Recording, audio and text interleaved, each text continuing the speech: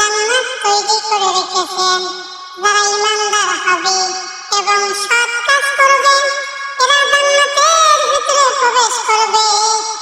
যে জান্নাত হলো সবচাইতে উচ্চ মাকামের জান্নাত, জান্নাতুল ফিরদাউস। মহান আল্লাহ রাব্বুল আলামিন পবিত্র কোরআনুল কারীমের ভিতরে আল্লাহ পাক রাব্বুল আলামিন জানায়া দিলেন, ইন্নাল্লাযীনা আমানু ওয়া আমিলুস সালিহাতি কানাত লাহুম জান্নাতুল ফিরদাউসি নুজুলা খালিদিনা ফিহা লা ইয়াবগুনা আনহা হিওয়ালা। আল্লাহ রাব্বুল আলামিন সূরাতুল কাহাফের 107 এবং 108 নম্বর আয়াতের ভিতরে মহান আল্লাহ পাক রব্বুল আলামিন জানায় দিলেন, ইন্নাল্লাযীনা নিশ্চয়ই যারা আমানু ঈমান আনে। এখন ঈমানদার যারা হবে, ঈমান আনতে হলে 7টা বিষয়ের প্রতি বিশ্বাস স্থাপন করা লাগে।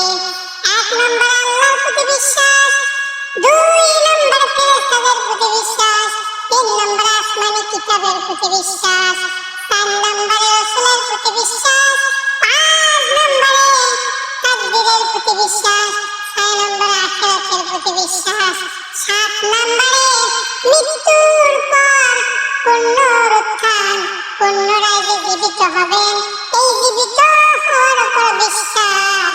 এই 7টা বিষয়ের প্রতি তারা বিশ্বাস স্থাপন করবে, আমার আল্লাহ বলেন ওই সমস্ত বান্দা হলো ঈমানদার। আর ঈমান আনতে হলে 3টি বিষয়ের মাধ্যমে ঈমান আনতে হবে। মহান আল্লাহ রাব্বুল আলামিন, মহান আল্লাহ তাআলার রাসূল জনাবে মুহাম্মদুর রাসূলুল্লাহ সাল্লাল্লাহু আলাইহি ওয়াসাল্লাম বুখারী শরীফের হাদিসে বর্ণনা বলেছেন, আল্লাহর নবী বলেন 3টি মাধ্যমে ঈমান আনতে হবে।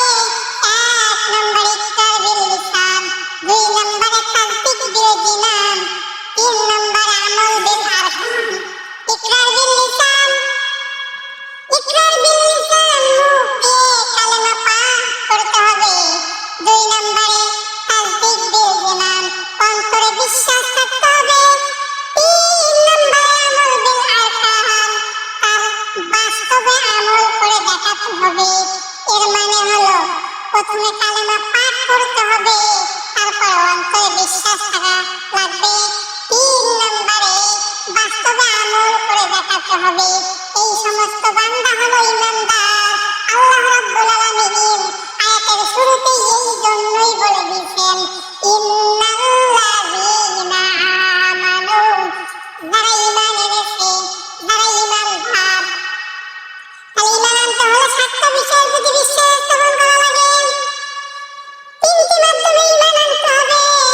আর আল্লাহ রাব্বুল আলামিন বলেন, ইন্নাল্লাযীনা আমানু ওয়া আমিলুস সালিহাতি, আমিলুস সালিহাতি, যারা নেক আমল করে, আমলে সালেহ করে, সৎ কাজের আদেশ দেয়, অসৎ কাজ থেকে মানুষকে নিষেধ করে, এরা হলো ঈমানদার হওয়ার পরে যারা আমলে সালেহ করবে, সৎ কাজের আদেশ দেবে, অসৎ কাজ থেকে মানুষকে নিষেধ করবে। আল্লাহ রাব্বুল আলামিন বলেন, কানাত লাহুম জান্নাতুল ফিরদাউসি নুজুলা। ওই সমস্ত বান্দা বান্দি জান্নাতের ভিতরে প্রবেশ করবে, সেখানে তারা কি থাকবে?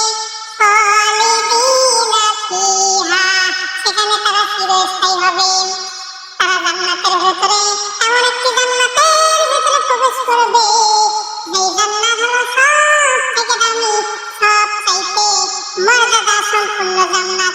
তার নাম হলো জান্নাতুল ফিরদাউস।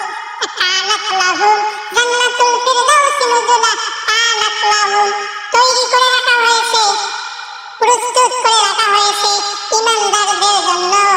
কানাত লাহুম জান্নাতুল ফিরদাউসি নুজুলা, জান্নাতুল ফেরদাউস, যেটা সবচেয়ে উচ্চ জান্নাত। এই জান্নাতের ভিতরে তারা প্রবেশ করবে এবং খালিদিনা ফিহা, সেখানে তারা চিরস্থায়ীভাবে থাকবে। সুবহানাল্লাহ। আমরা এই আয়াত থেকে আমরা বুঝতে পারি, যদি কেউ ঈমান আনে এবং সৎ কাজ করে তারা জান্নাতের ভিতরে প্রবেশ করবে, সেখানে তারা চিরস্থায়ীভাবে থাকবে। যেই জান্নাতের তলদেশ দিয়ে নদী আর নহর প্রবাহমান থাকে। সুবহানাল্লাহ। আল্লাহ আমাদের সকলকে জান্নাতুল ফেরদাউসে যাওয়ার তৌফিক দান করুক। আমরা পড়ি আমিন। যারা এই ভিডিওটি পেজটি থেকে দেখেছেন তারা অবশ্যই পেজটি ফলো করে দেবেন। আর যদি ইউটিউব চ্যানেল থেকে দেখে থাকেন অবশ্যই চ্যানেলটি সাবস্ক্রাইব করে আমাদের সাথে থাকবেন। ধন্যবাদ।